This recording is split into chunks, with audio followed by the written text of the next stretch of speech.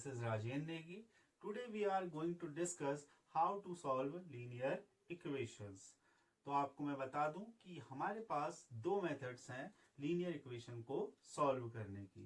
First one is balancing method and second one is transposing method.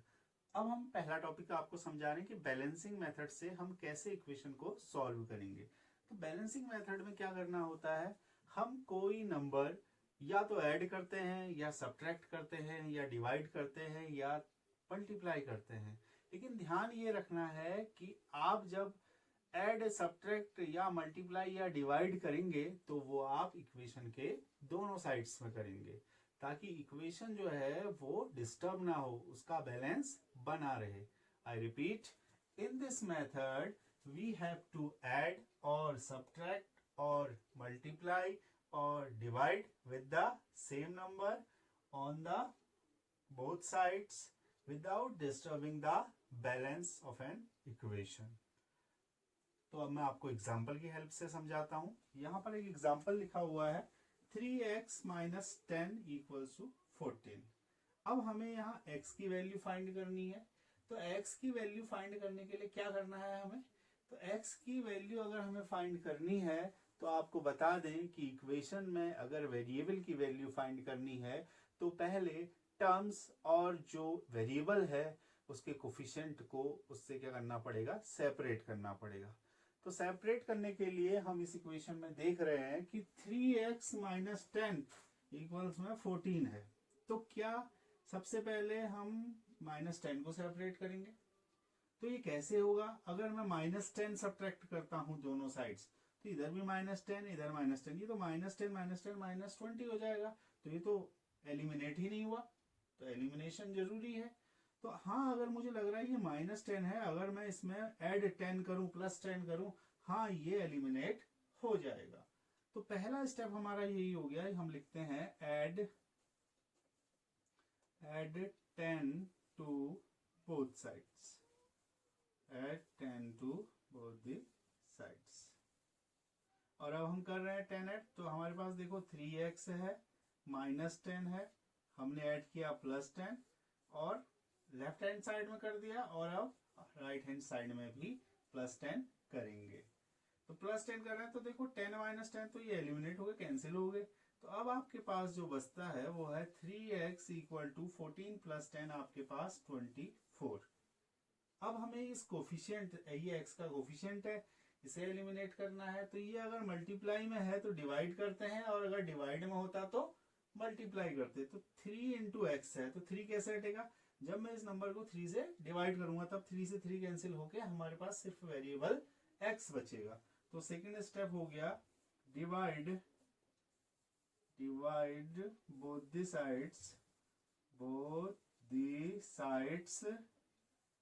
The sides by 3.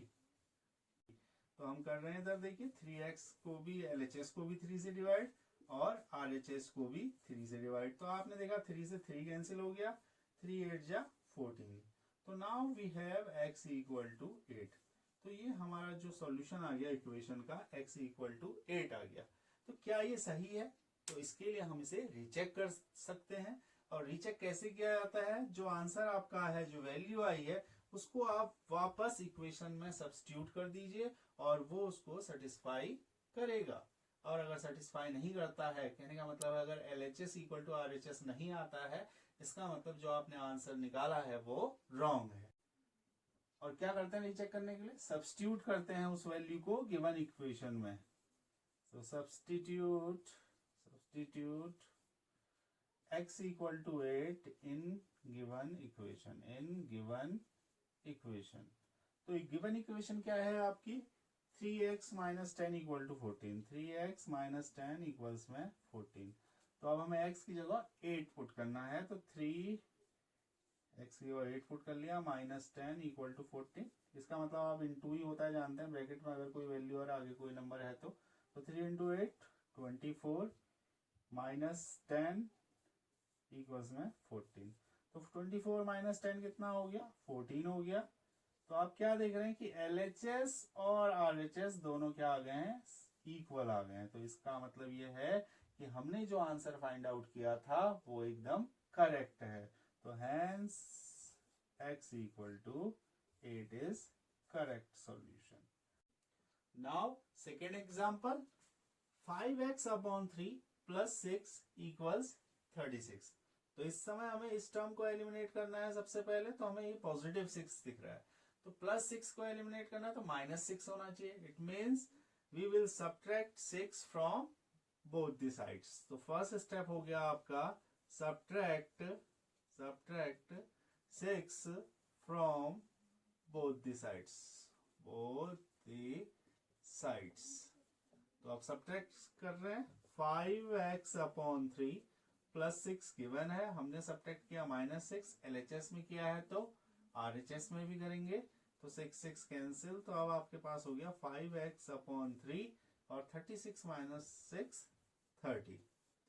अब आप किसी को भी पहले एलिमिनेट कर सकते हैं, 5 को भी और 3 को भी। चलो 3 को करते हैं, 3 डिवाइड में है, तो मैंने आपको बताया था कि अगर डिवाइड में कोई नंबर है उसको एलिमिनेट करना है तो मल्टीप्लाई करते हैं, और मल्टीप्लाई में कोई नंबर है उसे एलिमिनेट करना है तो डिवाइड करते हैं। तो 3 को अगर मुझे हटाना है तो मुझे मल्टीप्लाई करना पड़ेगा 3 से दोनों साइड। मल्टीप्लाई, सेकेंड स्टेप हो गया ये हमारा, multiply both the sides by 3, both the sides by 3 तो साइड्स बाय 3 हो गया, तो 3 से हम मल्टीप्लाई कर रहे हैं, तो 3 into 5 upon x upon 3, LHS में मल्टीप्लाई कर लिया है, RHS में भी मल्टीप्लाई कर रहे हैं, 3 इंटू 30 हो गया, तो 3 से 3 कैंसिल हो गया, और now we have 5x equal to 90। Is that clear? अब आप देखिए, अब आपके पास एक टर्म फिर भी बच जा रहा है, 5 है और वो मल्टीप्लाई में है।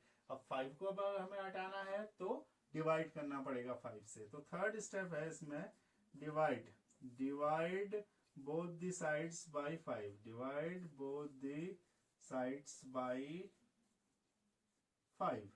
तो डिवाइड कर रहे हैं, देखिए 5x है LHS में, 5x को हमने 5 से डिवाइड किया और इधर 90 को भी हमने 5 से डिवाइड कर दिया है, तो 5 से 5 कैंसिल, और इससे 5 1 जा 5 40, 5 8 जा 40। तो now we have x equal to 18। पहले एग्जांपल में मैंने आपको बताया कि हम रीचेक कर सकते हैं कि हमारा आंसर सही है या गलत है। तो रीचेक करने के लिए हम गिवन इक्वेशन में जो हमारा आंसर आया है उस वैल्यू को सब्स्टिट्यूट करते हैं। तो इसमें हम क्या करते हैं, सब्स्टिट्यूट करेंगे x इक्वल टू 18। तो substitute x equal to 18 in given equation.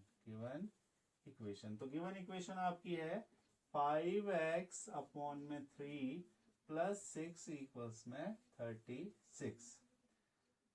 5x की जगह हमें 18 सब्स्टिट्यूट करना है, 3 प्लस 6 इक्वल टू 36। आप चाहे पहले मल्टीप्लाई कर लें, आप चाहे पहले डिवाइड कर लें, तो मुझे डिवाइड करना ठीक लग रहा है, 3 1 जा 3, 3 6 जा 18। तो अब आपके पास जो रहता है 5 इंटू 6 प्लस 6 इक्वल टू 36। तो 5 6 जा 30 प्लस 6 इक्वल्स में 36, 30 प्लस 6 36 इक्वल्स में 36। तो क्या दिख रहा है आपको कि LHS जो है वो RHS के इक्वल आ गया है। तो इसका मतलब ये हो गया कि hence x equal to 18 is correct solution. Now second method is transposing method. तो इस मेथड में हमें क्या करना है, इस मेथड में हम कॉन्स्टेंट्स और वेरिएबल्स को लेफ्ट हैंड साइड से राइट हैंड साइड या राइट हैंड साइड से लेफ्ट हैंड साइड की ओर ले जाते हैं, और ऐसा कब तक करते रहते हैं, जब तक कि हमें सॉल्यूशन ना मिल जाए। In other words, in this method constants or variables are transposed from one side of the equation to other until the solution is obtained। और कुछ बातें हमें और ध्यान रखनी है इसमें, जैसे कि first one, when we transpose the terms the sign will get changed, यानी कि लेफ्ट हैंड से राइट हैंड साइड या फिर राइट हैंड से लेफ्ट हैंड साइड की ओर जो हम टर्म्स ले जाएंगे तो साइन क्या हो जाएगा, चेंज हो जाएगा।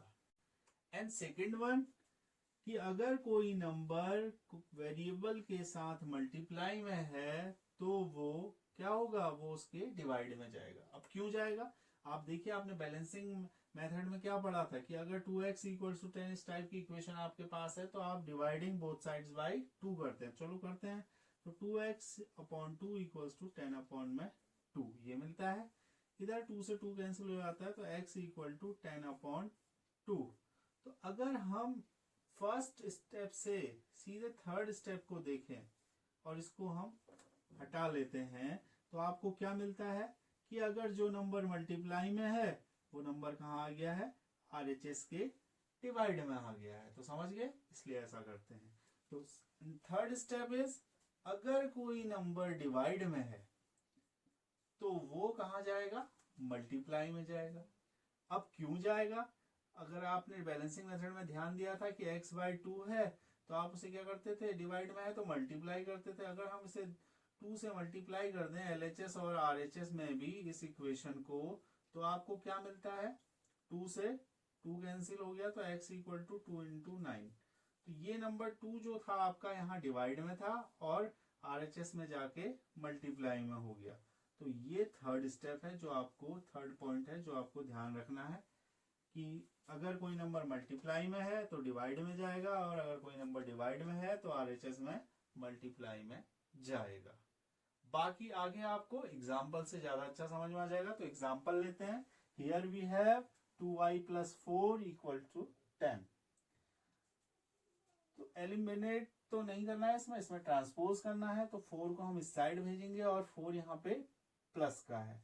तो हमें पता है कि अगर कोई भी नंबर टर्म LHS से RHS में जाएगा तो उसका साइन चेंज हो जाएगा। तो ये +4 -4 हो जाएगा। 2y 10 - 4 6 हो गया आपके पास। अब 2y है, अभी अभी हमने बताया था कि अगर नंबर मल्टीप्लाई में है तो RHS में डिवाइड में जाएगा। तो y इक्वल टू 6/2 और डिवाइड करेंगे तो 2 3 जा 6, y इक्वल्स टू 3।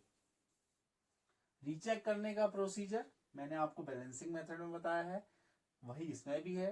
इस एग्जांपल में आपको करके दिखा देते हैं। तो इस y को सब्स्टिट्यूट करेंगे इक्वेशन में तो हमें पता चल जाएगा कि हमारा अगर LHS RHS के इक्वल आ जाता है तो हमारा सॉल्यूशन सही है या गलत है।